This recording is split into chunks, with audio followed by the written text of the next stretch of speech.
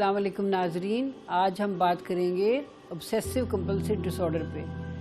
ये एक ऐसी नफ्सियाती उलझन है जिसमें नौजवान ज़्यादा इसका शिकार होते हैं, जिसमें लड़कियां ज़्यादा हैं, औरतें ज़्यादा हैं। और ये बड़ी तकलीफ़देह बीमारी है क्योंकि ये एक ऐसी बीमारी है जिसमें मरीज़ को इसका पूरा एहसास रहता है, इंसाइट रहती है, उसे पता होता है कि वो इस वहम का शिकार है।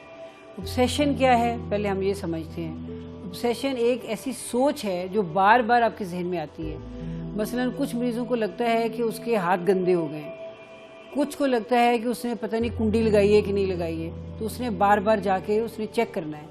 जब उसे एक ख्याल, एक सोच बार बार उसके दिमाग में आती है तो उसे हम ऑब्सेशन कहते हैं। जब वो जाके उस पर एक्ट करता है, वो जाके वो एक्शन करता है तो उसे कंपल्शन कहते हैं। अगर वो नहीं करता तो उसे एंग्जाइटी होती है।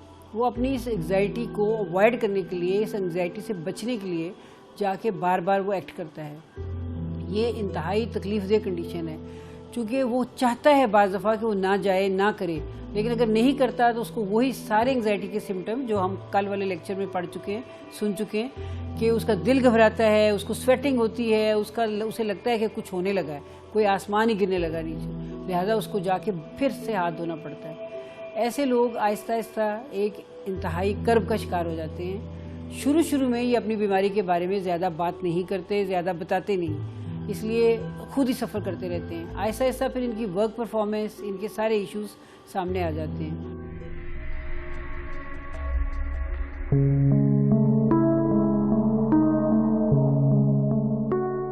अब हम इसकी कॉजेज़ पे बात करते हैं। एक तो बड़ी कॉज, जैसे आपको पता है हर बीमारी में वो जेनेटिक है, मूर्सी है, फैमिली से मिलती है।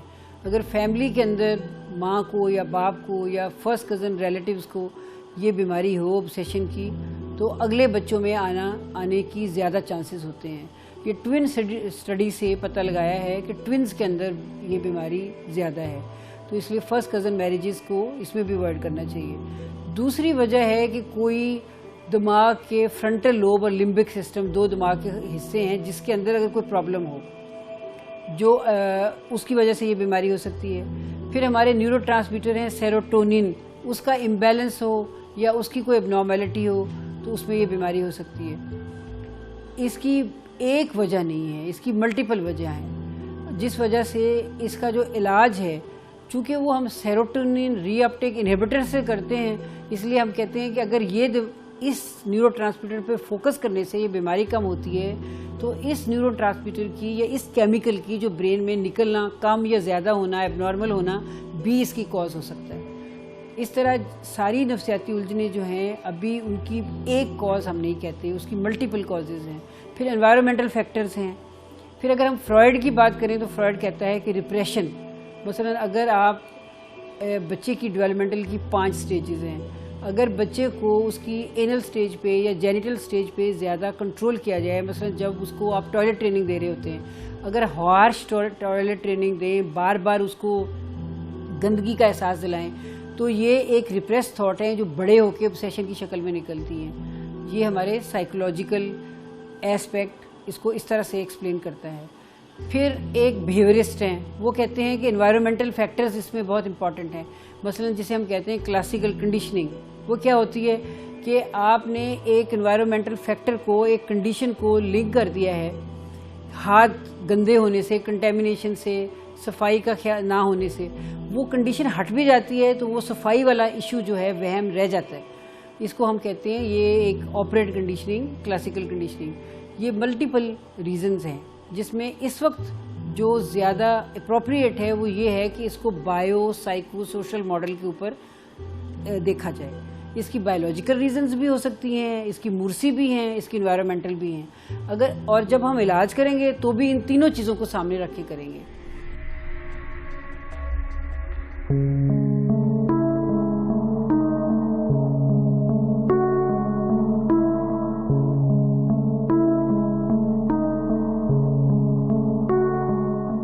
अब हम बात करते हैं टाइप्स की।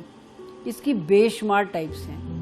एक ज़्यादा कॉमन और आम है कंटेमिनेशन का फियर, मतलब आपको लगता है, इस ऐसे मरीज को लगता है कि उसके हाथ गंदे हो गए, वो उसको कंटेमिनेशन का जो ऑब्सेशन है वो क्या है, उसको गंदे हाथ गंदे हो गए, वो बार बार जाके हाथ धोता है। दूसरा क्या है कि कोई उसके बिस्तर पे बैठ गया तो उसका बिस्तर गंदा हो गया, तो लिहाजा वो अपना बिस्तर बदलता रहता है। तीसरा ये है कि उसको लगता है कि जी उसने कुंडी नहीं लगाई, हालांकि उसने लगाई होती तो बार बार चेक करता है, वो बार बार उठता है, जाके अपने दरवाजे चेक करता है, कुंडियाँ चेक करता है। या उसको ये लगता है कि उसकी सुई गैस की टैप, वो जो पाइप है वो खुली रह गई है, या पानी की पाइप खुली रह गई है। या ये है कि उसको होर्डिंग जिसे हम कहते हैं, उसको चीज़ें जमा करने का ऑब्सेशन है, वो कोई चीज़ फेंक नहीं सकता, कोई ख़राब गंदी बेकार यूज़लेस। बहुत वक्त गुजर गया, जैसे माँ है तो उसके अपने बच्चों के कपड़े, छोटे छोटे कपड़े, जबकि बच्चे उसके कॉलेज में चले गए हैं, वो फेंक नहीं सकती। फेंकती है तो उसको एंग्जाइटी होती है, उसको लगता है नहीं उसने गलत किया, वो फिर उठा लाती है, वो चीज़ों का गंद जमा करती रहती है, ढेर लगाती रहती है, जिसे होर्डिंग कहते हैं। इसके अलावा थॉट्स के अंदर भी हैं, इंट्रूसिव थॉट्स हैं। मसलन एक पादरी है या एक मौलवी है तो उसको ब्लास्फेमस थॉट्स आती हैं, उसको एंटी रिलीजियस थॉट्स आती हैं। वो मस्जिद अब जाता है, एंटर होता है तो उसको कोई प्लीति का कॉन्सेप्ट आ जाता है, उसकी थॉट आती है जो उसको डिस्टर्ब करती है। ये बहुत ही पेनफुल कंडीशन है। जो रिलीजियस थॉट्स हैं वो ज़्यादा पेनफुल हैं। इसके अलावा बाज़ दफ़ा मदर्स को लगता है कि वो अपने बच्चे को मार देंगी, उनको बार बार ये लगता है कहीं वो अपने बच्चे का गला ना दबा दें, और वो इस फियर में कि अपने बच्चे का गला ना दबा दे, बच्चे को अवॉइड करने लग जाती हैं, बच्चे से दूर हो जाती हैं, या उनके लिए ज़रूरी होता है कि और लोग उनके साथ रहें ताकि वो लगता है कि बच्चे को हार्म कर देंगी।